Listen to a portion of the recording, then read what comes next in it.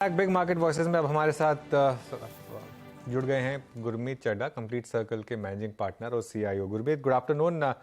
आपको भी झटके फील हुए क्या भूकंप के? Stay safe. हाँ। हाँ अनुज का थोड़े ट्रेमर्स थे, इतना इतना सीवियर नहीं था यहाँ कनॉट प्लेस में, बट हाँ थोड़े ट्रेमर्स थे। ओके, चलिए। आप I hope everyone is safe in Delhi and NCR. Gurmeet, market में भी इस समय छोटे मोटे ट्रेमर्स आ रहे हैं आपके हिसाब से अब ये खास तौर से जो दो बड़े स्टॉक्स हैं एचडीएफसी बैंक और रिलायंस, उनकी वजह से क्या चल रहा है आपके हिसाब से, और कब तक ये सिलसिला रहेगा ऐसे? अनुज, मार्केट जो है ना, डिजाइन ही ऐसा है कि कंसेंसस व्यू को चैलेंज करता है। कंसेंसस व्यू एक महीने पहले ये था कि निफ्टी रीजनेबल है और स्मॉल और मिड कैप में फ्रॉथ है। स्मॉल कैप इंडेक्स निफ्टी 13,000 का, अभी भी 12,800 है। मिड कैप इंडेक्स भी लगभग लगभग 41,000 ही है।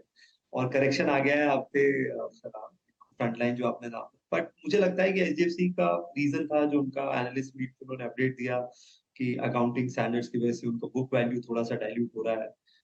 प्रेशर आएगा कॉस्ट ऑफ डिपॉजिट्स पे एचडीएफसी, और टाइम लगेगा। या आई थिंक कुछ चीजें शायद प्राइस में थी, कुछ चीजें बाजार थोड़ा सा सरप्राइज हुआ सुन के कि प्रेशर रहेगा कॉस्ट ऑफ डिपॉजिट्स में। और मुझे लगता है टाइम लगेगा क्योंकि ज्यादातर जो डिपॉजिट्स आ रहे हैं वो टर्म डिपॉजिट्स आ रहे हैं, तो निम्स पे प्रेशर है। हाँ, कुछ हद तक उनको अदर इनकम से सपोर्ट मिलेगा, बट वैल्यूएशन बहुत रीजनेबल है। मैंने बहुत कम इसको 13-14 टाइम्स देखा है।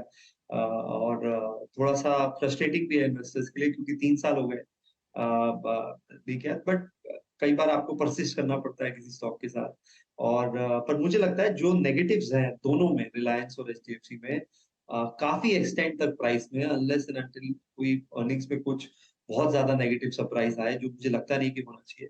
काफी सारी जो नेगेटिव न्यूज है वो प्राइस अ, वेदांत की जो ये डीमर्जर का अपडेट आया है गुरमीत, उस पर धीरे धीरे करके स्टॉक ने इवेंचुअली फिर 4% का एक मूव दिखाया, लेकिन आप इसे कैसे पढ़ रहे हैं? इनफैक्ट नेटवर्क 18 से एक्सक्लूसिव बातचीत में अनिल अग्रवाल ने मेंशन किया है कि रीफाइनेंस की अपॉर्चुनिटी की तैयारी हो चुकी है, ये जो बकाया है कर्ज का उसे पूरा करने के लिए। लेकिन आप कैसे पढ़ेंगे ये लॉन्ग टर्म में कितना वैल्यू क्रिएट कर सकता है? देखिए, डिस्काउंट तो डेफिनेटली है। अब उनका जो हिंदुस्तान जिंक में स्टेक है वही करीबन 85,000 करोड़ के आसपास है, और total Vedanta I think 80-81,000 crore पे। तो होल्डिंग कंपनी डिस्काउंट है। जो मेन इश्यू है वो डेट है, क्योंकि नेट डेट करीबन करीबन 60,000 करोड़ है। अब और आपको 75% सिक्योर्ड क्रेडिटर्स का अप्रूवल चाहिए करने के लिए, प्लस फिर आपको सेबी और एनसीएलटी के अप्रूवल चाहिए। ये लॉन्ग रन होगा, मुझे लगता नहीं 1-1.5 साल से पहले कुछ होने वाला है। इसमें हमने देखा है इस प्रोसेस में टाइम लगता है। मेन जो बाजार देखना चाहेगा वो उनकी डेट सर्विसिंग देखना चाहेगा। उनकी क्रेडिट रेटिंग भी अभी एक नॉच डाउनग्रेड हुई है। वो एक ग्रुप में कंसर्न है, और काफी फ्लिप फ्लॉप रहता है। एक टाइम था जब डीलिस्टिंग की बात हो रही थी, काफी फ्लिप फ्लॉप हुआ है। तो डीमर्जर इज ऑलवेज गुड अगर आपके मल्टीपल बिजनेसेस हैं और होल्डिंग कंपनी डिस्काउंट होता है। बट अगर डेट रिडक्शन कर सके, कोई एसेट मोनेटाइजेशन कर सके, नेट डेट को 10-15-20 हजार करोड़ कम कर सके, आई थिंक वहां पे फिर क्रेडिबल मूवमेंट आएगा। क्योंकि मैं मानता हूँ कि हम एक अच्छी इन्वेस्टमेंट साइकिल में हैं। तो anything to do with companies जो अच्छे स्पेस में है, कमोडिटी में, उनको अच्छा करना चाहिए इस डेकेड में। और वैल्यूएशन रीजनेबल है, बट मैं डेट रिडक्शन देखना चाहूंगा before taking any exposure. Okay. अच्छा, एचडीएफसी बैंक की मैंने बात कर ली, पीएसयू बैंकों पर अब क्या व्यू बन रहा है? यहाँ बड़ी रैली हुई है गुरमीत पिछले एक महीने में। काफी बड़ी हो, ये टोन जो है वैल्यू का, मार्केट का, ये बरकरार है। अनुज, रोटेशन हो रहा है। और आपने एक इस पे किया था चर्चा कि कैसे प्रॉफिटेबिलिटी में सुधार आया है। मुझे लगता है कुछ पॉकेट्स में अभी भी काफी जूस है। हमें बैंक ऑफ बड़ौदा काफी अच्छा लगता है। अब उनकी जो लोन बुक है लगभग 58% कॉर्पोरेट बुक है और बाकी की रिटेल बुक हुई है, तो अच्छा ट्रांजिशन हुआ है लोन मिक्स में। इनफैक्ट जो एसएमई और रिटेल बुक है वो लगभग 35% है, और लास्ट ईयर ये 18% से ग्रो करी।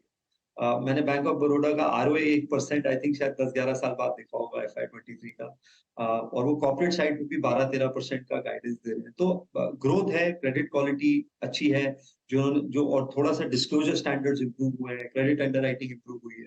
उनका जो स्ट्रेस पूल है वो भी काफी मैनेजेबल लगता है।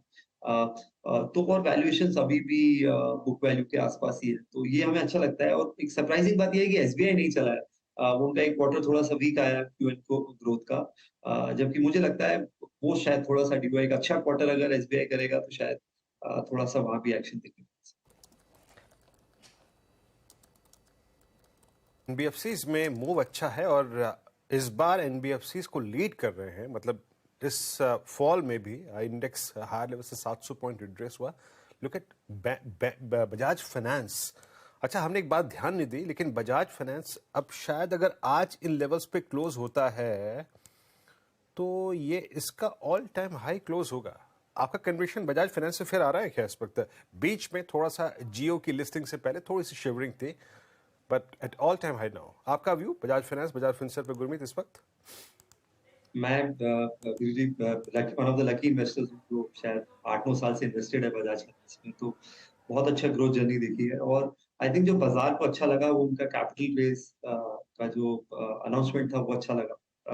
बाजार में एक कंसर्न था कि शायद वो 30% ग्रोथ नहीं कर पाएगा। वो 28-29% का उन्होंने गाइडेंस दिया था, मुझे लगता है अपवर्ड रिवाइज करेंगे। मैं कमेंट्री देखना चाहूंगा इन क्वार्टर के रिजल्ट्स के बाद।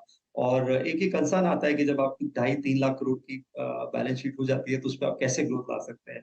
और जियो फाइनेंशियल को लेके थोड़ा सा कंसर्न आया था कि उसको एड्रेस किया। इनफैक्ट चोला ने भी बात करी है क्यूआईपी की विद ग्रीन शू ऑप्शन, तो थोड़ा सा एक्शन आपको वहां भी दिखने को मिला है। तो जो अच्छी फ्रेंचाइजीज हैं जिन्होंने 2-3 क्रेडिट साइकिल्स देखी हैं, स्ट्रेस टेस्ट हुआ है, वहां उनका कैपिटल रेज करना ये साइन दिखाता है कि वो रेडी है, वो वॉर चेस्ट रेडी कर रहे हैं। क्रेडिट ग्रोथ अच्छी है और ये इकोनॉमी के लिए भी अच्छी खबर है। अगर अगर अच्छी marquee NBFC fund capital growth capital raise कर रही है, और मैं से ग्रोथ कैपिटल कर रहा हूँ, मैं एज्यूम कर रहा हूँ ग्रोथ कैपिटल ही है, तो ये एक अच्छा अच्छा पल। और मैं पहले भी बोल चुका हूँ ये कोएग्जिस्ट करेगा। जियो फाइनेंशियल को भी समय लगेगा, अभी उनकी कलेक्शन टीम, क्रेडिट टीम बनने में समय लगता है। आप देखिए सबसे बड़ी एनबीएफसी कमर्शियल व्हीकल्स की अशोक लेलैंड की नहीं है, श्रीराम है। तो लेंडिंग बड़ा अलग बिजनेस है, इसको सेट करने में आप वैसे डिस्टर्ब नहीं कर सकते इसको जैसे आप बाकी बिजनेसेस को करते। तो एक interesting play clearly Bajaj finance और लीडरशिप पोजीशन में जो है वो बना रहेगा। आज टाइटन में हम देख रहे हैं थोड़ा सा एक्शन बनता हुआ, सेनको जैसे ट्रेड्स भी कुछ चले हैं। सेनको ऑफ कोर्स एक रीसेंट लिस्टिंग है और उसमें काफी इंटरेस्ट भी आया। लेकिन गुरमीत, अब यहाँ से लेकर दिवाली तक आपको क्या लग रहा है कि और एक्शन बनता हुआ दिखाई दे सकता है इस ज्वेलरी या कंजम्पशन स्पेस में? टाइटन मैं लॉन्ग टर्म इन्वेस्टर हूँ, बट इस वैल्यूएशन पे शायद इतना कंफर्ट नहीं है और ऐड करने का। बट हमारा फेस्टिव सीजन है, उसके बाद एक बहुत लंबा मैरिज सीजन है नवंबर से स्टार्ट करते हुए। काफी काफी बड़ा साया है, ऐसा मुझे कुछ एस्ट्रोलॉजर्स ने बताया है। तो लंबा मैरिज सीजन होने वाला है, प्लस वर्ल्ड कप को लेके काफी एक्शन है। तो मुझे लगता है कि कंजम्पशन थीम ओवरऑल को मैं काफी कंस्ट्रक्टिव हूँ। पावर डिमांड अगर आप देखिए सितंबर की 22% ऊपर, जो हाईलाइट करता है कि industrial as well as consumption demand दोनों अच्छी है। अब तो मेरा मेरा फोकस थोड़ा होटल स्टॉक्स पे ज्यादा रहेगा, कुछ क्यूएसआर नेम्स पे ज्यादा रहेगा। वहां पे मुझे लगता है कि बहुत सारा वो सेक्टर जो है अभी कम रिप्रेजेंटेड है इंडेक्स में, और क्रिएट होगा। होटल में इन पर्टिकुलर बिजनेस मॉडल काफी चेंज हुआ है, काफी एसेट लाइट मॉडल हो गया है। अब अगर आप नंबर ऑफ कीज देखेंगे versus cell phone to management contracts, वो रेशियो लगभग लगभग डायरेक्शनली 50-50 की तरफ जा रहा है। आप बाकी रेवेन्यू मॉडल्स पे फोकस कर रहे हैं। तो जब आपका कैपिटल एफिशिएंसी इंप्रूव होती है किसी बिजनेस में, तो ये लंबी साइकिल होती है। डीपली सिक्लिकल सेक्टर है, बट अब आपको इसमें लंबा पीरियड मिलेगा। क्यूएसआर मैं पहले भी बोल चुका हूँ कि बहुत 70-75 हजार करोड़ में पूरी इंडस्ट्री अवेलेबल है, और ये स्पेस और बढ़ेगी जैसे जैसे डायरेक्ट कंजम्पशन प्ले।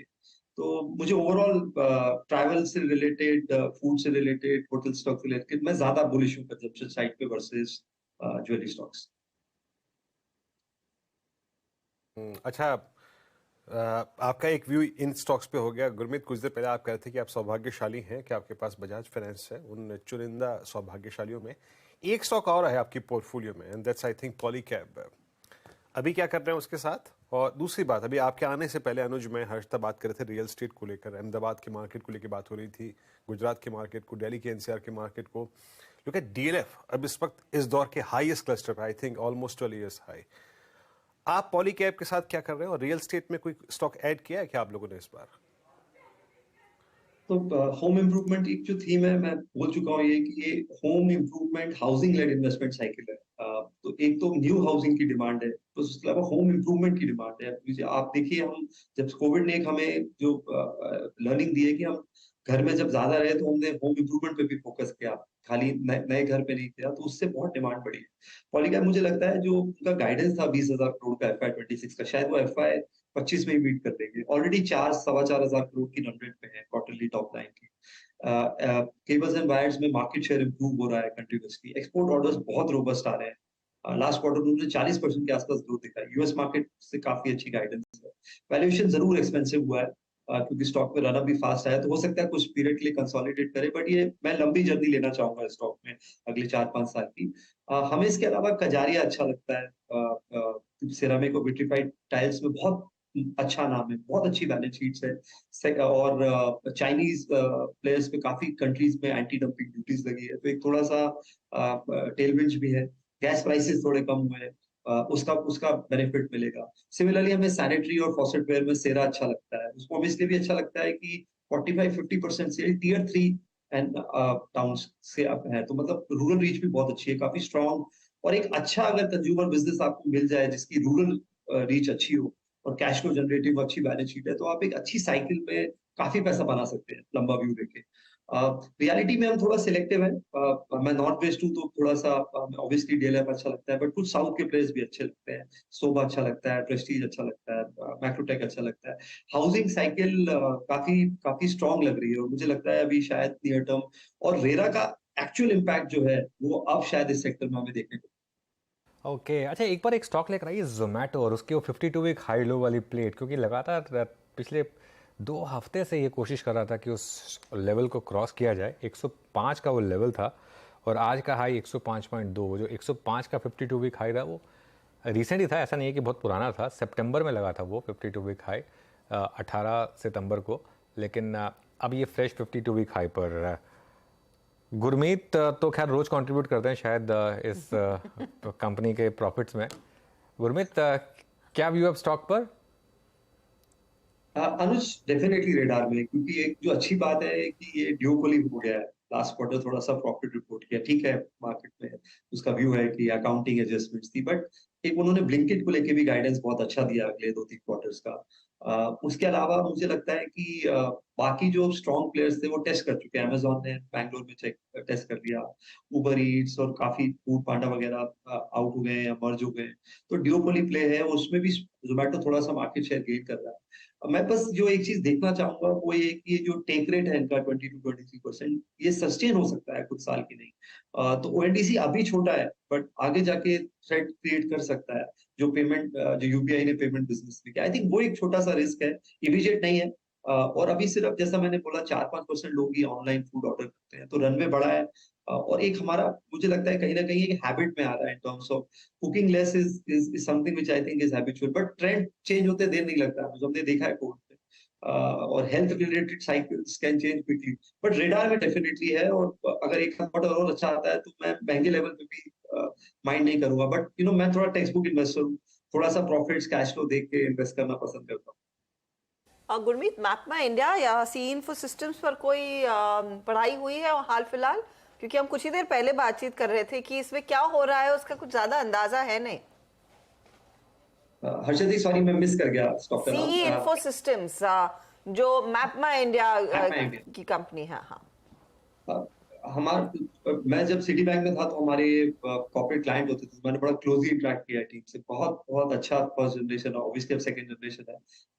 और डायरेक्ट प्ले है मोबिलिटी का और डिजिटल मोबिलिटी का इन पर्टिकुलर, तो कंस्ट्रक्टिव है। थोड़ा सा वैल्यूएशन वाइज मुझे लगता है कि शायद थोड़ा सा हायर साइड पे है। मैं इन जनरल मुझे लग रहा है कि ऑटो की जो एक साइकिल है वो 6 साल बाद आई है। 2017-22 लगभग वॉश आउट था। तो मेरा ये मानना है कि स्पेशली पैसेंजर कार्स में बहुत वैल्यू क्रिएशन है, और ये यहाँ पे एक ट्रांजिशन है। तो जो कंपनीज मिक्स ठीक कर रही हैं उनको बेनिफिट होगा, और एक जो पूरी वैल्यू चेन अगर आप मैप कर सकते हैं, तो हमें सोना, बीएलडब्ल्यू, उनो मिंडा, संधार, हम इन्वेस्टेड है इन तीन कंपनीज। उसके अलावा हम केपीआई टीम है जो कि अगेन सॉफ्टवेयर पर कार का प्ले है, और हमारा ये मानना है कि सॉफ्टवेयर कॉस्ट जो है कार में इंक्रीजिंगली बढ़ती जाएगी। अभी 26-27% है, शायद ये 50-60% होगी अगले 2-3 साल में। तो हमें ये जो वैल्यू चेन प्ले है पीवी का वो ज्यादा पसंद है इस पर। हालांकि कंपैरिजन नहीं है पूरा सी सिस्टम से, वो थोड़ा ज्यादा टेक पे है, बट ये हमारे ज्यादा पसंदीदा शेयर है इस स्पेस में। ऑलराइट गुरमीत, बहुत बहुत शुक्रिया आज हमारे साथ जुड़ने के लिए और हमसे बात करने के लिए। स्टे सेफ, जो भी दिल्ली एनसीआर